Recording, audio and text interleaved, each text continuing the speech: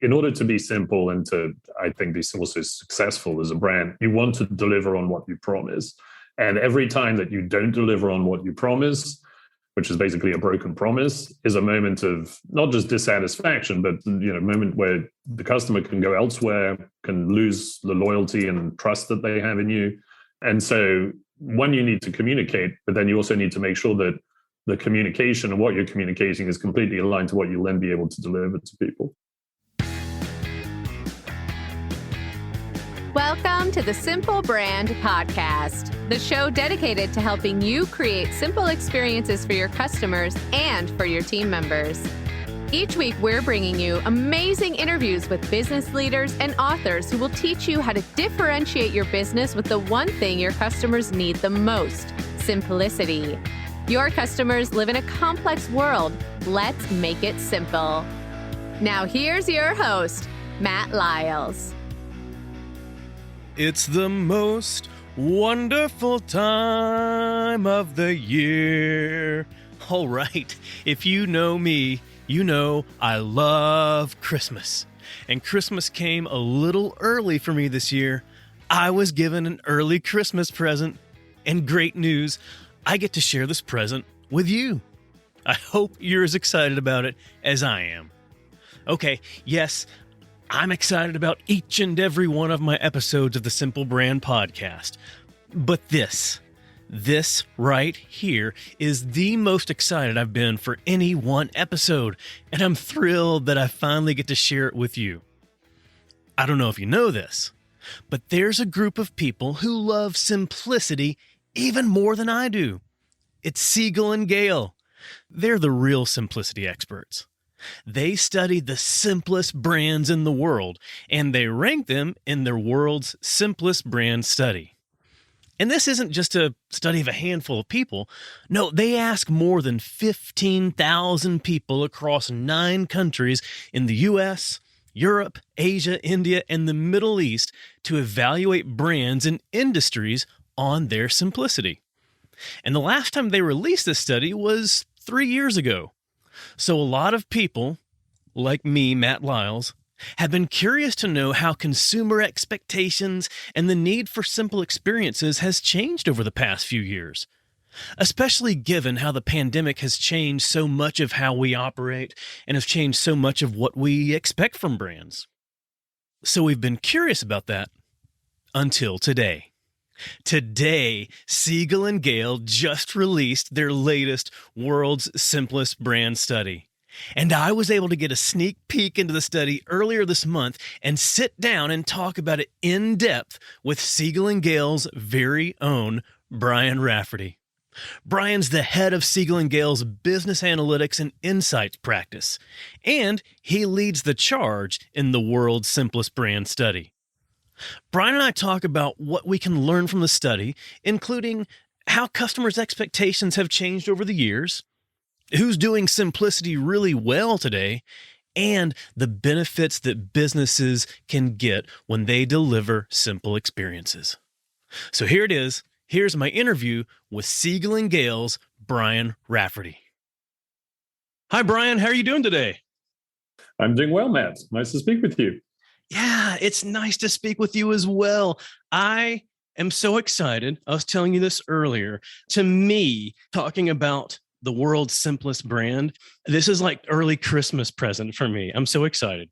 Well, I'm happy to hear that. Not many people tell me that. You're an exception, but obviously a nice one to have. This is what I live and breathe and teach, and I want to make sure that I have the latest understanding, the latest lessons, the latest stats that can help persuade people to understand why simplicity is so important. Yeah, that makes sense. And, that's why we do the study. We hope that obviously not just to show which brands do well and maybe which brands don't do so well, but really also to sort of see what the benefits are to providing simpler experiences.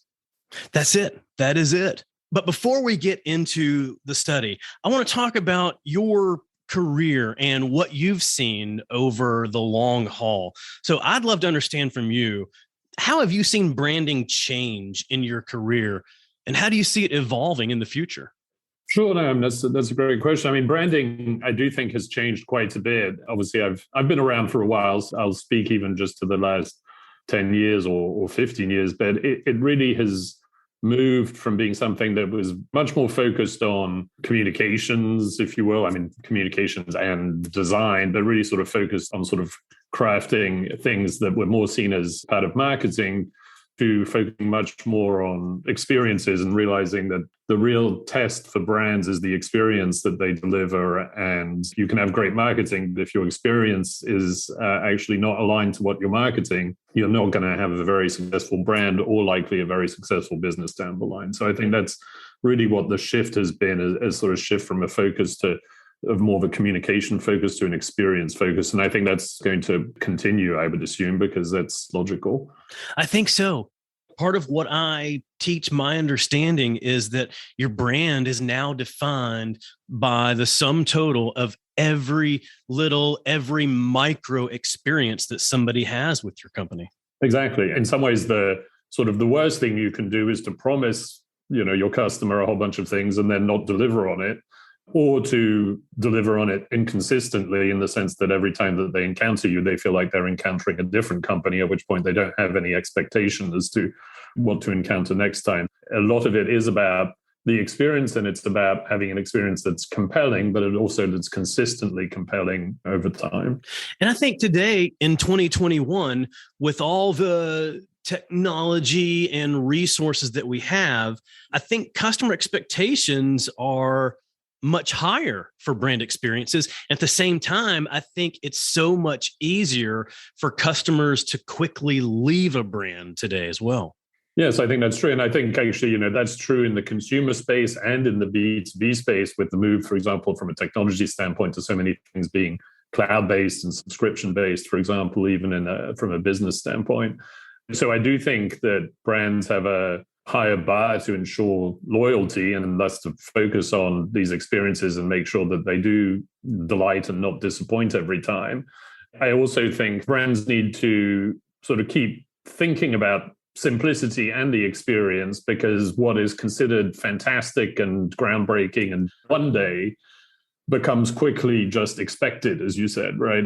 For example, smartphones and the iPhone, when the iPhone first came out, I was like, wow, I can do all of this stuff just on this small device. And now it's, people complain if, one of the apps doesn't work. That's the other piece, which is, there is no rest for the weary, if you will, that you have to constantly be working at it and constantly sort of rethinking what the experience is going to be and improving it, and realizing that also your experience as a brand is going to be influenced by, in your consumer's view, by all the other experiences that they have. I call that simple never stops. What was considered simple 2 years ago is not simple today. Right. Or it's just expected, right? It becomes a sort of table stake that if you're not delivering it, you're disappointing, but you're not actually really cutting through by doing that. That's right. So that brings us to your world's simplest brand study. And I'm so excited to talk about this, but your last world's simplest brand study was the 2018-2019 study, right? Yeah, correct. Actually, I mean, technically we were supposed to do it last year, but then given COVID and everything going on, it just seemed like too fluid a time. And of course, we didn't realize that we were still going to be in COVID by the time we were doing it this year. Right. But anyway, so at the time we sort of thought, okay, it's not, because it's the huge study, and frankly, it is actually a big investment for us to do this. So anyway, so we held off until this year, but then did it this year. And actually, in a way, what I find exciting, or at least interesting about the results today, exciting is maybe the wrong word, but is that COVID obviously has had a huge impact on how people view just what is simple or not simple. Obviously, it's had a huge impact on people's lives, but it's also had a huge impact on the way they see brands and also, sort of how they look at experiences in general. So I think it was interesting to have held off for a bit and now to see this study versus the pre-pandemic one, because often in the past, there haven't always been huge shifts in the sense that, the brands that were sort of in the industries that were kind of at the top would be at the top, and the ones at the bottom typically stay at the bottom. And this time around, there have been a lot of shifts. I mean, most notably and in some ways intuitively, a lot of the travel categories and travel brands have sort of dropped to the bottom when They were never at the top, but they were definitely not at the bottom as they are now. Right. I have it in my head. I have my assumptions on how the pandemic has shaped customer expectations around brand experience. But I'm curious, I'd love to better understand any significant changes that you've noticed with simplicity, with customer expectations since the 2018-2019 study. Sure. Well, one of the things that's interesting, I thought, which is sort of in some ways potentially a little buried in the results, but is noteworthy, is that one of the categories that's never done particularly well and actually had a jump is the sort of cell phone provider category, which has always been, people love their devices and always find the devices simple. People typically have not loved their service providers, if you will. I think that the pandemic actually affected people sort of realized how dependent they were on that during the pandemic. I mean, being stuck at home. Right.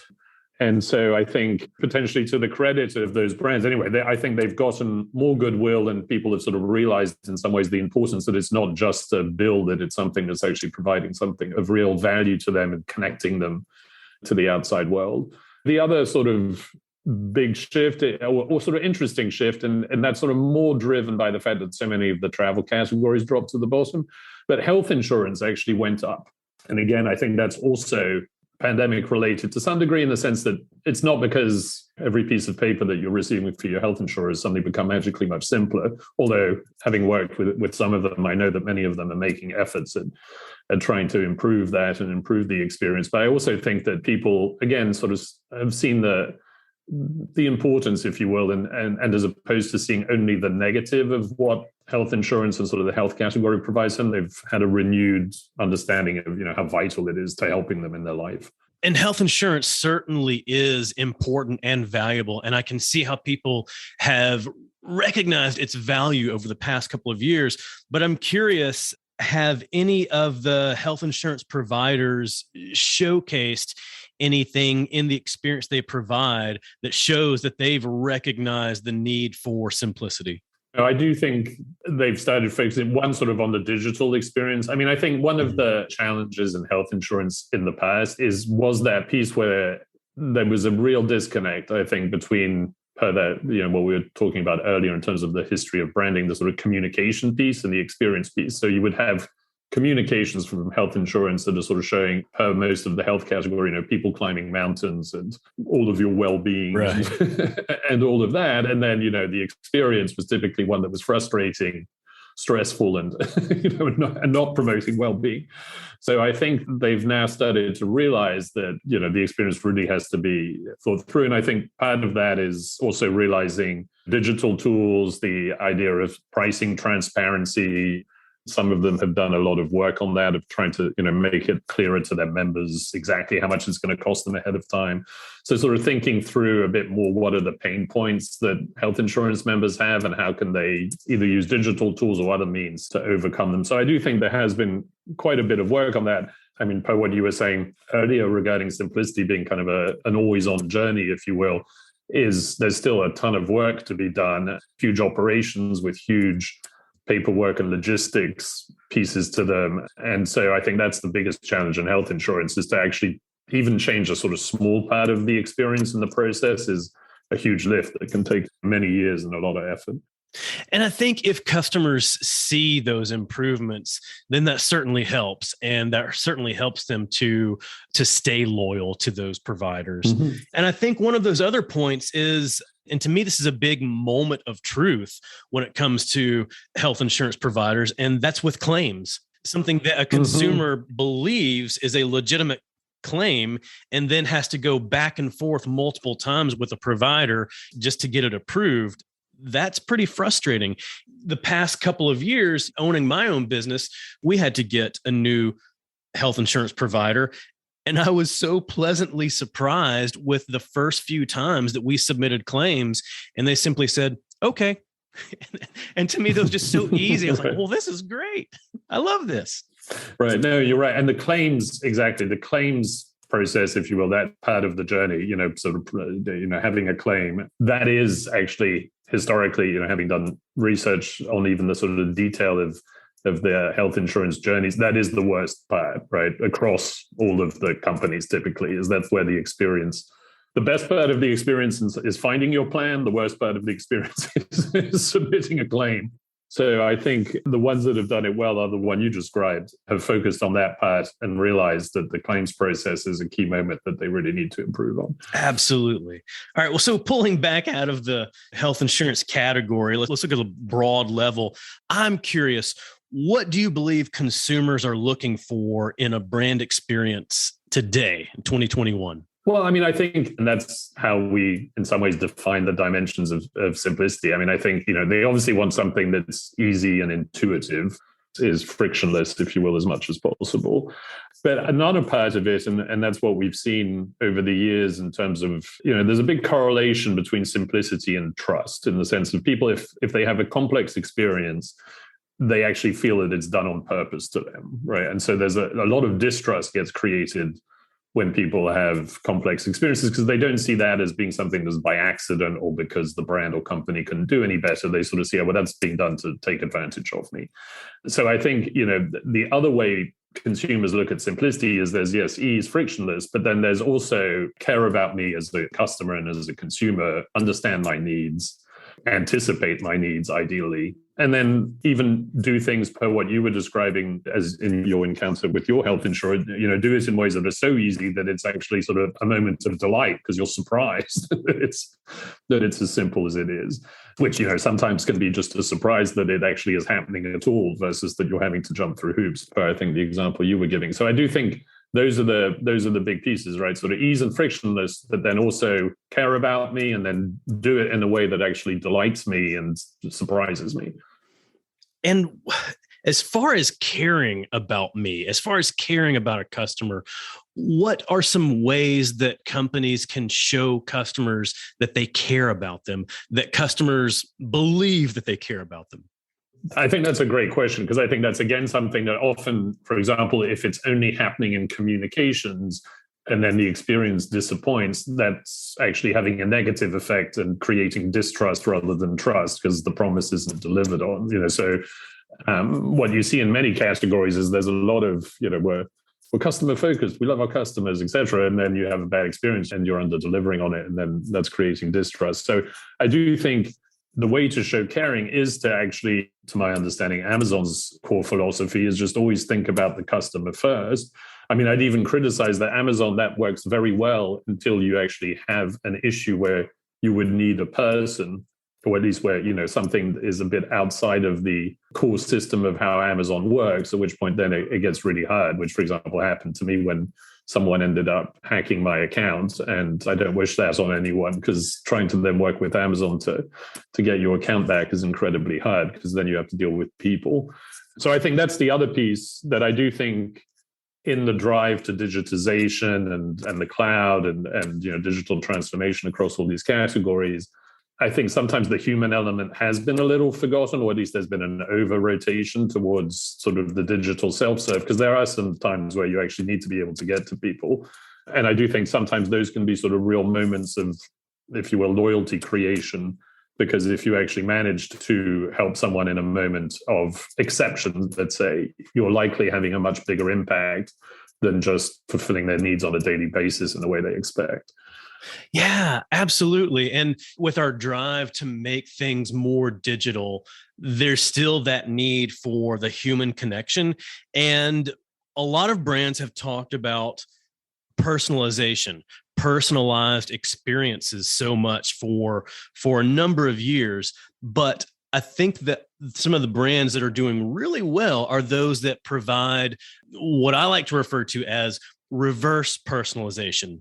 Not just personalizing it for the customer, but showing the customer that there's persons, that there are actual human beings behind that experience. And so if you're trying to work with Amazon to get your account back and it goes beyond just the digital communications, recognizing, oh, Brian, here's Matt. Matt is here to help you with this. And you realize, oh, there's another person there. I imagine Matt doesn't work late into the night. I imagine Matt has a family and Matt wanted to have a good Thanksgiving dinner. So I empathize with him. And that just makes it a stronger connection to have that human element. No, I completely agree with you.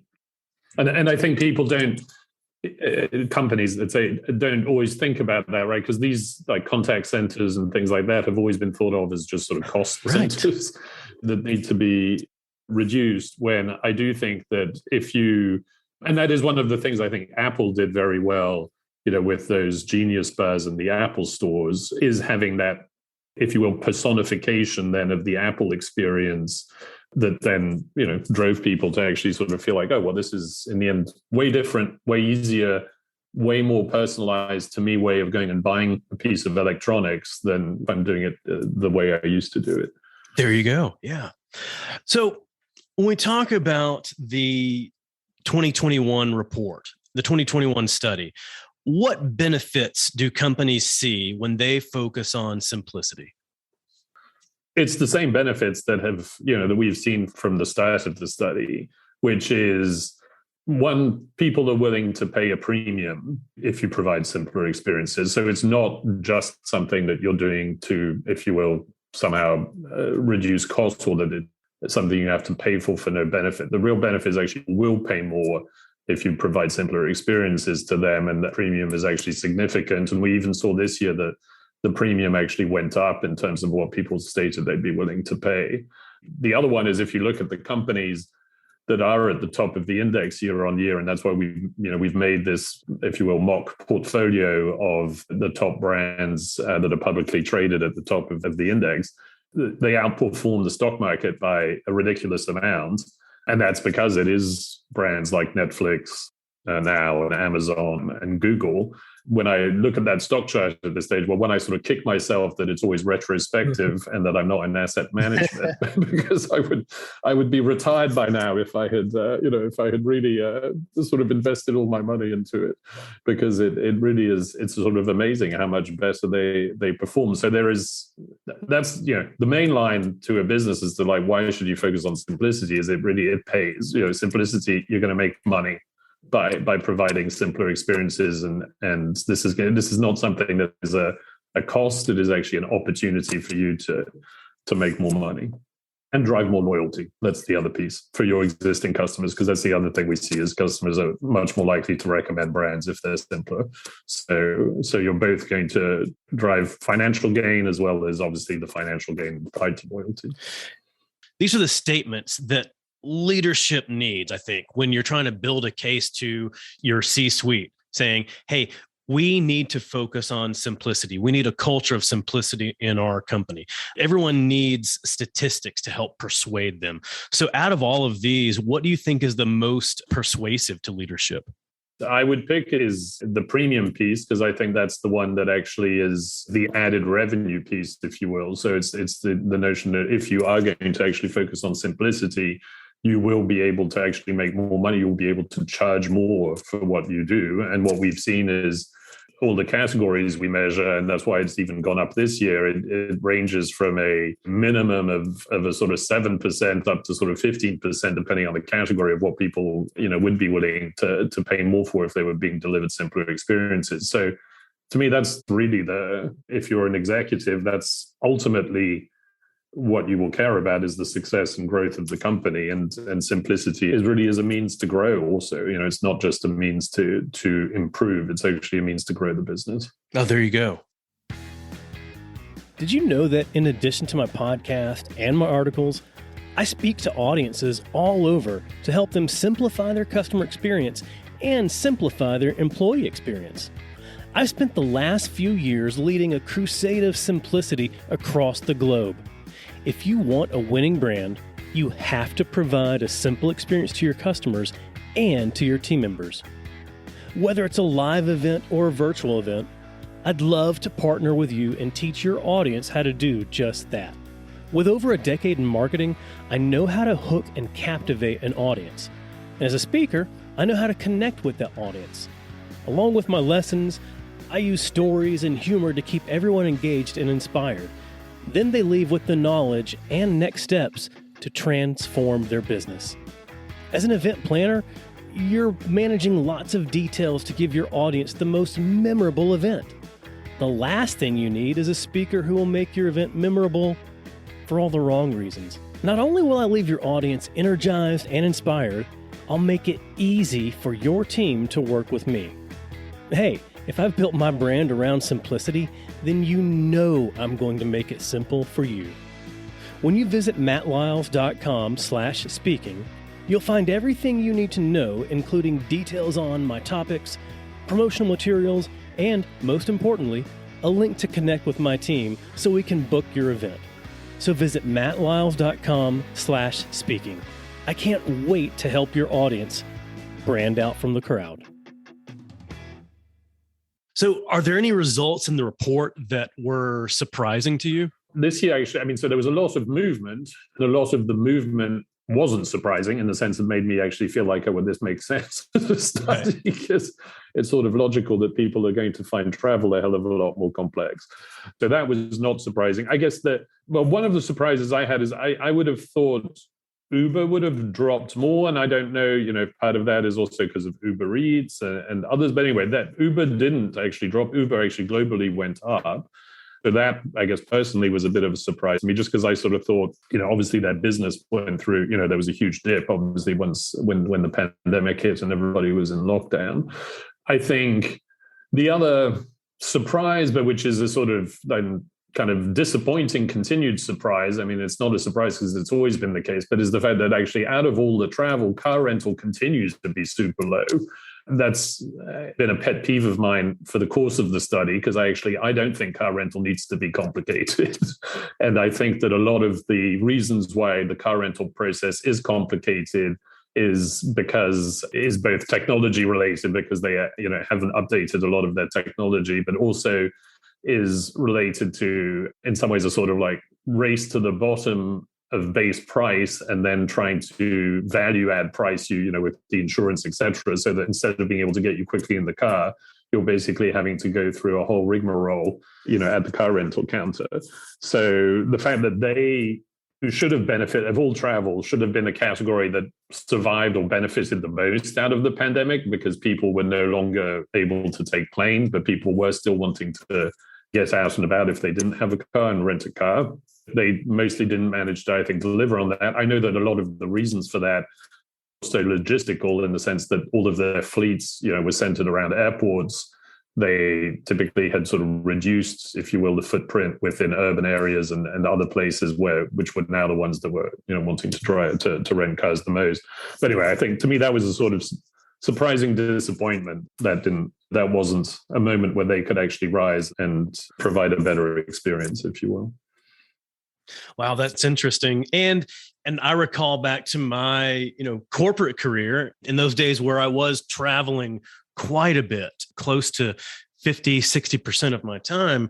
And it got to a point where with one car rental agency, it started to become simpler for me only because I got to that platinum status. Mm-hmm. Because of my status level, I was able to just simply walk out there, walk right up to a car, open it, get in and drive off, basically. But that wasn't the case for anyone that was, of the lower status. Right. I know, which is so crazy. Exactly. That experience requires status. Right. It's and I do think that that's also where the car rental places, missed the boat in a way, because that is also why they got depositioned by Uber and Lyft and the rideshare. Because if you're going to get to the airport and you need to get somewhere, if you can just open the app, click the thing, and your Uber drives up, you're going to do that rather than go, I have to go to the car rental place, wait in line. I potentially have to then wait to bring it back. So you're going to wait pretty heavily whether you actually really need a car to rent, or whether, especially if you're on a business trip, or if you're just going to be better off taking rideshare. Yeah, absolutely right. So I'm curious, where in the customer experience do you see there being significant opportunities for brands to provide more simplicity? Well, I do, to the conversation we were having earlier, I do think there's been a lot of focus and a lot of improvements across different categories on the digital experience. That includes, for example, obviously banking, right, and online banking and apps for banks that have become actually much more intuitive, but also much more functional in terms of the types of things that you can do with them, minimizing, if you will, the need for you to potentially ever go into a branch. But I do think the place where there's still a lot of work to figure things out, are those moments where you potentially have to jump out, or you're encountering something that requires you to have something more than what the designed experience of the digital journey, if you will, of the digital app is providing to you, and you need, let's say, an in-person or something else. What you're trying to do or need to do is sort of falling out a bit of the norm that digital piece has been designed to do. I think there's a lot of opportunity there to sort of think through, well, what are those, if you will, the multi-touch way of thinking about your consumer experiences or customer experiences, and how do you best touch them in the best way at the best time? How do you offer them, the best way to solve anything? There typically is going to need to be a sort of handoff between, digital, potentially a real person, potentially at some sort of deeper contact, if you will, within a company organization. So I think that's sort of the things that could potentially still be improved from an experience standpoint, because I think there's been a lot of focus on the digital, and sometimes that's just gone a bit so far that it's sort of like, okay, we're driving everyone to digital, but we're not sort of thinking through always what the other side of it is, if that makes sense. That does. And I think that goes back to what we were talking about earlier about having that customer first focus. So instead of just simply saying, we believe that simplicity means a digital experience across every touch point, it's thinking about the customer first and understanding at each touch point, at each point in the customer journey, how can we be intentional about providing simplicity? And some of those touch points are going to require a different focus or a different modality than others. Exactly. Yeah, you're completely right. I think exactly. It's sort of thinking customer first, not channel first, if you will, and thinking modality, also thinking sort of difference in customers. I do think a lot of, I guess I'm experiencing it just because I have an aged parent, but I think one of the big challenges is when people age, everything gets way more complex. The older people get typically, they have a harder time, things that children intuitively pick up, older people, either can't pick up at all or anyway have difficulty with. So I think that there's also that piece, which is sort of thinking through different types of customers and understanding that, what can work for one doesn't maybe always work for the other. So you have to have different options there. And really in thinking customer first, you also have to sort of to have a deep understanding of the different types of customers that you need to serve. I think it's also being able to show that you know them across every touch point. When you, let's say, have chatted with them on the web, and then next time, for some reason, they call you your service line or they walk into a branch or something else, if every touch point can show that they actually know who you are per that personal experience, understand who you are, understand what you've done previously, that actually, that is really the ultimate simplicity, is feeling like that everything you've done in the past, the company / brand you're interacting with knows, and isn't making you having to repeat it or to jump through further hoops to try to re-inform them. And I think that forms then a much deeper bond also of loyalty with the customer. Absolutely. It can be so frustrating when a company asks you for a lot of information about who you are, what your challenge is, what your problem is, and you give them that information.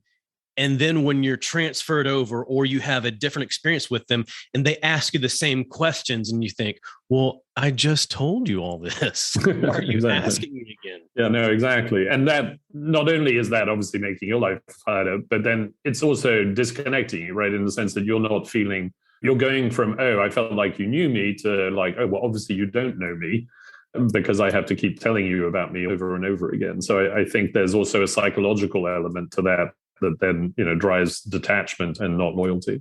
And if I think that you don't know me, then I also think that you don't care about me either. Exactly. Yeah. And then I really appreciated what you were saying earlier about really understanding the customer at a deep, deep level. For too long, too many companies have focused on a high level set of demographics and assuming that all customers are the same if you put them into certain categories. And I think it was just yesterday, I saw a really funny view on this that showed if you were to look at Prince Charles and Ozzy Osbourne together, both of them have the exact same demographics. They're the exact same age. They're both from the UK. They're both male. They're both, I think, on second marriages, I believe. There were a few stats that they were the exact same demographics. But you and I both know that they are completely different people with different needs and different personalities. So you can't just say that customers that fall in different demographics need the same experience. You have to go much, much deeper to understand them. Right. I never heard that, but that's a great example. And actually a funny one to think of, because as you were describing that, it was making me think, well, which one would be the tougher customer to handle? And actually, I think it's probably Prince Charles. But I think so. Ozzy Osbourne's probably easier going. Well, when we look at the world's simplest brands, who's currently doing simplicity really, really well? I think it is a lot of the ones that have been at the top and, continue to be at the top, and whose category obviously hasn't been hit, where if anything has grown, or at least has become more successful due to what's happened with the pandemic than before. So it is places, it is like Netflix, it is Amazon, it is Google. I mean, I think Google, it's been the number one global brand in the past, but it's gone back to the top this year. I do think they deserve a lot of actually credit for a number of things. I think one, for being unwavering over the years. They never messed up that search bar. Right. They stuck through the whole idea of like, no, this has to be the most direct, simple thing. People are looking for something. We're going to be the place that they come to look for something. And we're going to make that as simple as possible. And they built the whole business then obviously around that, including potentially, because that's the other thing.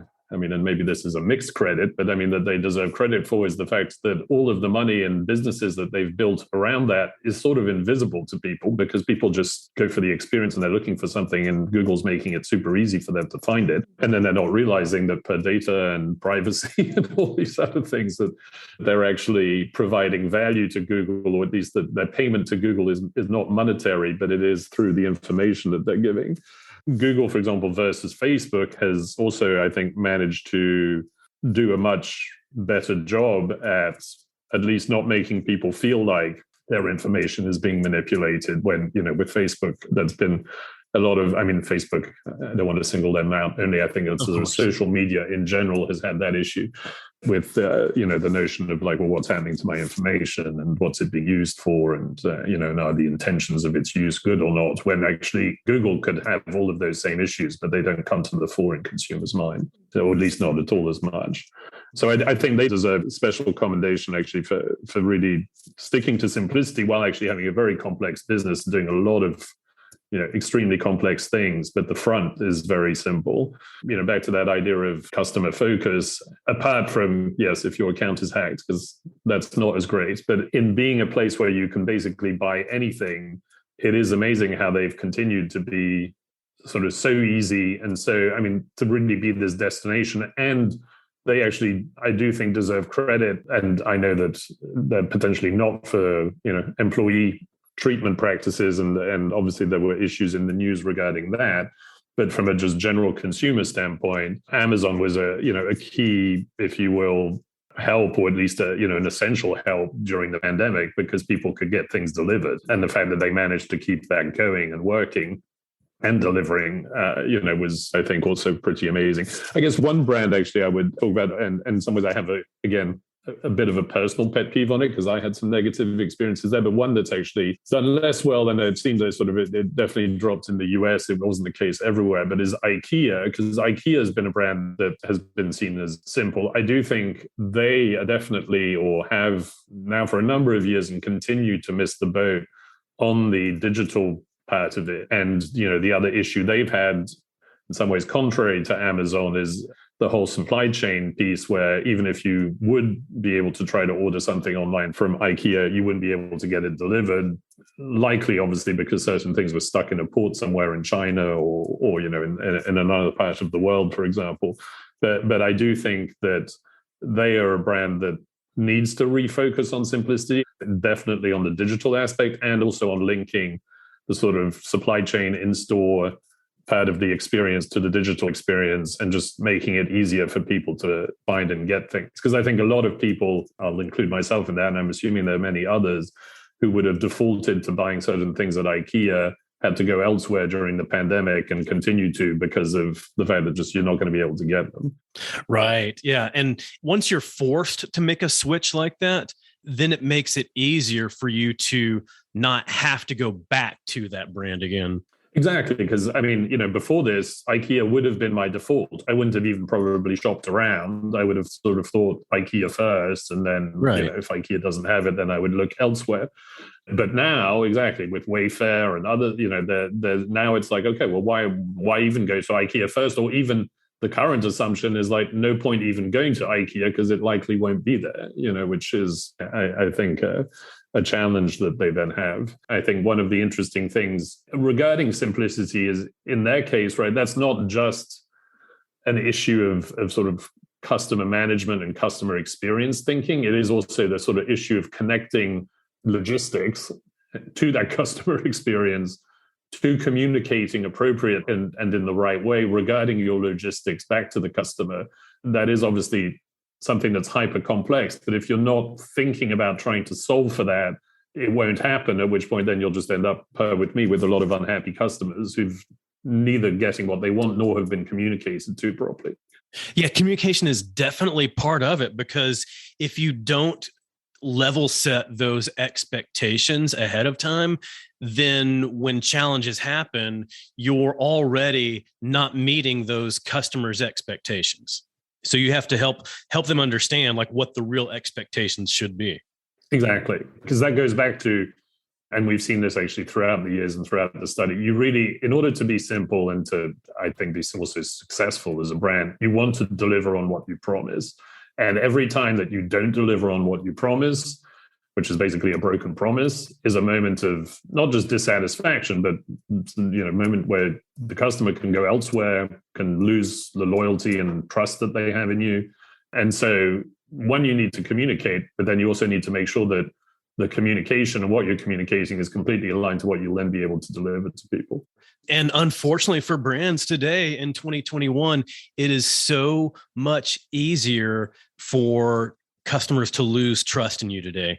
It can take just one moment. Completely. Yeah. I mean, that's what actually that's a further study that I'm actually interested in doing. But, we have a number, like many others, we have a social media analytics platform that we use. But I was actually thinking, because my theory is that many of these, issues that then brands have become big, right, that suddenly sort of blow up, happen from small moments. And those moments then they'll get echoed by others who've had them. And then because of actually social media and anyway, the ease that people have of sort of connecting and sort of piling on from an information standpoint today in the world, they then can actually become huge issues when they started from some very small issues. Anyway, it was something I've been thinking about because I was sort of interested, sort of thinking of looking at social media data and sort of how certain, if you will, quote unquote scandals, and I don't really mean it that way, but sort of more, more kind of brand issues, right? How they progress. And my theory was that they progress likely from certain sort of small points, and then there's certain sort of inflection points, if you will, that then make them blow up. Oh, wow. I'd be interested to see that as well. Well, Brian, I want to take it away from the customer experience, and I want to talk about the other side, talking about employees. And we're in the middle of something, whether we call it the Great Resignation or, lighter term, the Great Reshuffling. It's clear that many professionals are leaving their current employers and they're going elsewhere. I'm curious, do you think a focus on simplicity, an internal focus on simplicity, can help curb this exodus? Well, it's interesting you asked that because, a number of years ago, we did a study actually leveraging the same sample we were using to do the World's Simplest Brand study to look at simplicity in the workplace. And then what we found is that there was a huge, pretty much sort of one-on-one correlation between people being engaged with their employer, meaning, brand champions, if you will, of their employers, and them finding that actually the workplace was simple to work in. And then we saw a big difference between sort of people who saw their workplace as complex versus saw their workplace as simpler. in how easy they found it to promote innovative ideas, how likely they were to stay, how likely they were to recommend, the place as a place to work. So I do think there is a big connection between, simplicity within the workplace and employee retention, employee, satisfaction, whatever, metric you want to use on the employee base. I do think that that's a different, obviously it goes again back to the experience, that I think you have to take a different lens on the experience than just thinking about, brands, if you will, trying to sell things to consumers. Because I think in the workplace, it is about accountability of management, transparency of decision making. Obviously, today more than ever, also diversity, equity, and inclusion, and belonging. So I think that the dimensions, if you will, of simplicity in the workplace are a bit different than the dimensions of simplicity in a consumer experience. I think so. Yeah. But there are a few things that, that you mentioned that also relate to that customer expectation of simplicity. You're talking about communication, being clear. Mm-hmm. I think making processes frictionless, making it easy to get things done, making it easy to be more innovative. That certainly helps. Yeah, no, all true. And I think, back to the similarities, and to that sort of transparency and clarity of communication, it's also obviously trust, right, is the same, right? If you have trust in not just management, but also your direct manager. And I think that's a famous saying that people don't leave companies, but they leave managers. And, right. I think that is actually true. Yeah, absolutely right. Yeah. And trust all around, trust in management, trust in your direct manager, but also trust in your peers or the other functional areas that you support or collaborate with. Mm-hmm. Yes. It comes down to trust. Right. Which which then all of that in some ways can also be encapsulated in culture, right? And in making sure that obviously companies that have sort of open, transparent, supportive cultures should then be not only seen as simpler, but obviously be fostering that trust more. There you go. Well, Brian, last question for you. If you were to create a 5-song soundtrack for the world's simplest brand study, what songs would you include? That's a tough question. Well, what I would think, because it's funny. I spoke with someone else actually a few years back about the idea of sort of music somehow and simplicity. Look, one way of thinking about it is you could go like, punk rock is obviously one of the simpler, the simpler musical genres, if you will. Absolutely. And something like the Ramones should belong on there because it's pretty simple and straightforward. But I would think, to me, I could give you sort of specific songs. I guess I don't have specific sort of song titles that all have simple in them. I think to me, it's more actually would be, it's music that's actually sort of stripping things down, but at the same time managing to do it in a way that has enough freshness and hook, if you will, that you find it really compelling. And look, this is one of my daughter's favorite one, who I happen to like too, but I don't think I'm in her demographic. But if you think of Billie Eilish, I think she would be someone you could see as having in some ways a representative of kind of how music can have simplicity, because her things have incredibly sort of simple, deep beats, if you will, that can feel really simple and streamlined and actually definitely not Baroque in any way. But at the same time, I think she manages to deliver something with an originality and obviously emotion that makes it really connect. So I guess those would be, I don't know if I can give you 5 songs, but I guess I'd give you the Ramones and Billie Eilish as like two extremes. There you go. And as you were talking about punk rock, I was thinking, and punk rock was very simple and stripped down and streamlined in their approach. Many of them did have compelling hooks, but they were also, punk rock was a disruptor in the music industry. And if you think about a lot of the brands that have made it into the world's simplest brands, when they were first introduced on the scenes, like they disrupted a lot of their industries. Yeah, that's very true. And actually, at some stage, we used to have a separate category for disruptors. And then, we realized a number of years back that, okay, we need to just roll these in because they're no longer disruptors, they're now the leaders. Right. But you're right that exactly a lot of them are, per Amazon or per Netflix, are brands that were disruptors and were founded under that idea of really wanting to reinvent a category. I love that. I love that approach. And, and then going back to communication and communicating to the customer or the audience what to expect. Almost every Ramones song starts out 1, 2, 3, 4. You know what's coming. That's true. Exactly. Yeah. They definitely deliver on what they promise. Excellent. Well, thank you. Thank you for that. Well, Brian, where can people go to learn more from Siegel+Gale about the world's simplest brands? Well, we actually have a website. Obviously, there's siegelandgale.com, and then we'll have a link to it. And you can also find the results there, which is there's a separate microsite that you can go and peruse and actually sort of see the full list of brands, and both from a global standpoint as well as from a country standpoint. And I'll provide a link out to this in the show notes as well. Well, Brian, thank you so much. This was so exciting for me to be able to talk about this. I could talk about this all day long. So, Brian, thank you for being here. Oh, no. Well, thank you for having me. And it's always a pleasure to talk about simplicity, especially with someone who obviously cares about it as much as you do. I hope you enjoyed my discussion with Siegel+Gale's Brian Rafferty.